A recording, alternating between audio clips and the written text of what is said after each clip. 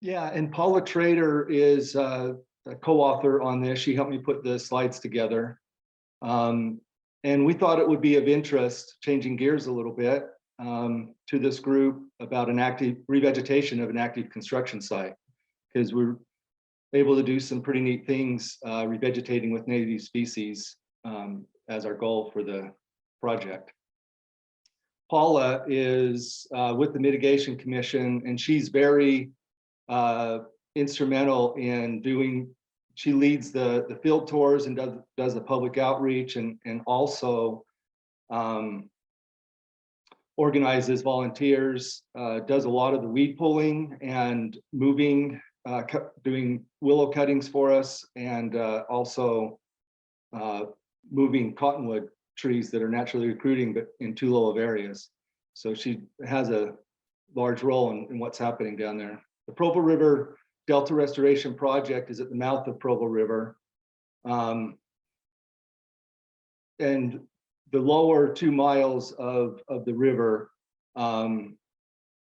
is where we'll be able to realign it into what's being constructed as the Delta. This whole landform that sticks out into Utah Lake is the historic Delta that has formed over the past 10,000 years when the river has been all around where the airport is, and we're using the northern portion of that.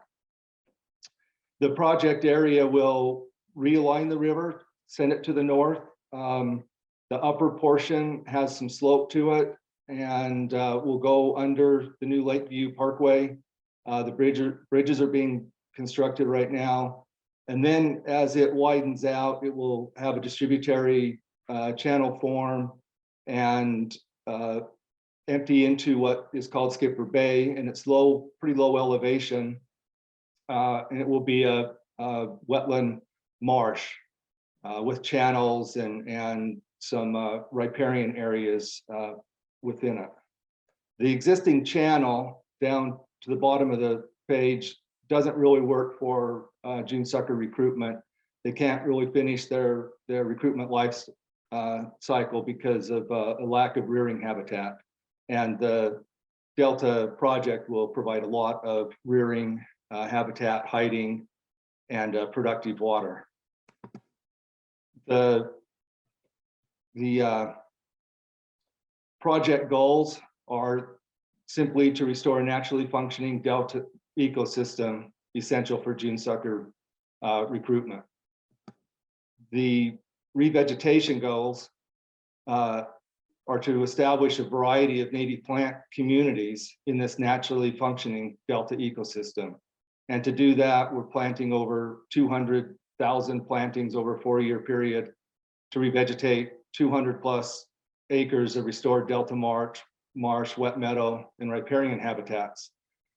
And hopefully with the reduced carp populations and reduced or increased Phragmite controls, this area will act as a seed and sprig source for a diverse range of submerged aquatic vegetation and emergent vegetation to help reestablish the diversity of native species in Utah Lake as these areas are opening up for reestablishment.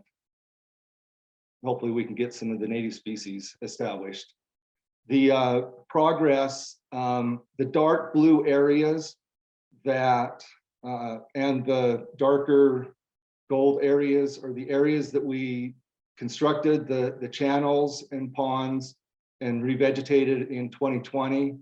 The areas with the light blue is what, and the gold, lighter gold riparian mounds are what we constructed in 2021 and revegetated in 2021. And the areas in gray all the way up to the connection with the river, and these fill areas along the trail, Berman Trail, we're constructing now and will be revegetated in the fall and reconnected within a year from now. So we're pretty excited about that. The vegetation plan, the constructed channels are about 8 feet deep during the growing season, during the summer growing season. So most of that will be open water. The light blue areas are some shelves between 3 and 6 feet deep. Those will likely be suitable for submerged aquatic vegetation. The light green areas are all the emergent vegetation areas. And these green areas, dark green areas, are either existing mounds or mounds that we created. And there'll be a portion of them will be wooded riparian, and other portions will be wet meadow. And just in cross section, that's what the revegetation plan, is following. That's the water elevation during the growing season normally, and it fluctuates. And the top of the riparian mounds won't flood. They'll be like on a 10 to 25 year return interval for their anticipated flooding, so a little higher and drier. So the tools for restoration include track hoe and dump trucks. We've excavated 400,000, we will, a total of 400,000 cubic yards. 300,000 hauled off to build a soccer park for Provo City, and 100,000 used for, and mostly the peat soil used for the peat mounds that we built.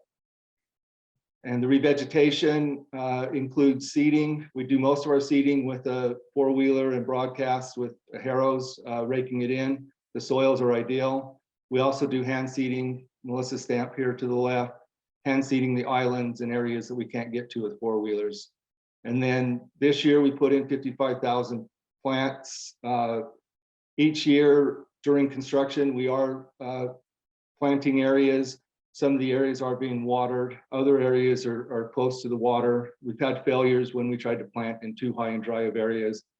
And that's the problem with the water levels being basically 6 feet lower than what they will be once we restore the hydrology to the area. So we're planting some of the constructed channels and ponds, and to the right are the ponds where USU has planted submerged aquatic plantings, I think 7 species. Those are some of the plants that were put in. We're also getting natural recruitment, milkweeds coming in areas, and also emergent and aquatic vegetation are coming in some of the ponded areas. Cottonwoods are recruiting on the edge of the ponds, but all these areas that are naturally recruiting now will be full of water. So that it gives us hope that when the hydrology is restored, that those recruitment processes will be just at a higher elevation. But some of the work that Paul is doing are moving those cottonwoods up and salvaging, a lot of them, and pulling the tamarisk and Russian olive that come in. The other cool thing in the peat soil is a lot of species of mollusk shells we're finding, a real high diversity. Also with the Eutsletes Tress, we've been watching the populations down here for about the last 10 years and did about 5 years of surveys. And then during construction the last few years, I've been watching them where we're going to be doing the work real close. And what's in yellow are where those populations are found, where we found Eutsletes Tress, and the part in red is where we have to construct through to build the channels. So that's in yellow here, and that sod was relocated to Turtle Mound and the Nature Trail Mound. To do the construction, it always helps for operators to have marking, exactly where they need to start and end this sort of special operation. And it includes, on swamp mats, that equipment is sitting there and taking the top foot of the sod, and luckily this peat soil that the Eutsletes Tress are on, the sod's really cohesive and has a lot of root strength, so it stuck together really well. And then it's dumped. Luckily, they were able to do all that with the roots down, and then taken with the track hoe and spread. And this is what it looks like after it's spread. We would go around and hand, fix some of it and fill in the holes. And the Turtle Mound and Nature Trail Mound are the two areas that it was spread. And also that Indian group, Rachel Taylor and Mindy got us some swamp milkweed seed, and we put some in this sod and also in other areas of the project area for the year. We did that in December. And so this ULT seed bank has a new home. We didn't actually excavate through any plants that we saw this year. The closest one was about 30 feet, but we have seen plants in this area in years past. So there's a seed bank in there. The soils are really interesting. The dark soil to the right, on the right bank, is the peat soil, and where we have peat soil is where we have Ute slaty stress and the habitat. The soil to the left are loam soils, and they just do not keep the even though there's near surface groundwater, they don't keep this saturated to the surface. Where we cut right through the peat soil, you can see how much water it produces. It has a great wicking power, and they're saturated, all summer, even during last year's drought. So the typical occupied habitat is shown here. This is what a peat mound looks like, and you can see a lot of wildflowers, around it compared to what you see in Diamond Fork. A lot of the same sedges and rushes. And if you go through a big list of what associated, plants that we have with the communities that the Delta, mostly paintbrush, spike brush, field sedge, and chairmaker's bulrush, usually all the time. We don't see them where there's that tall and dense of tall flowers, but we see them on the edges of the tall flowers in the sedges and a little more open, like this. So Indian paintbrush, swamp milkweed, sedges and rushes, pretty common there where you see them. Also swamp verbena, milkweed again, blue-eyed grass, creeping spike brush, and Indian paintbrush, nettle sunflower, spotted Joe pieweed. They're fairly common in all of these mounds.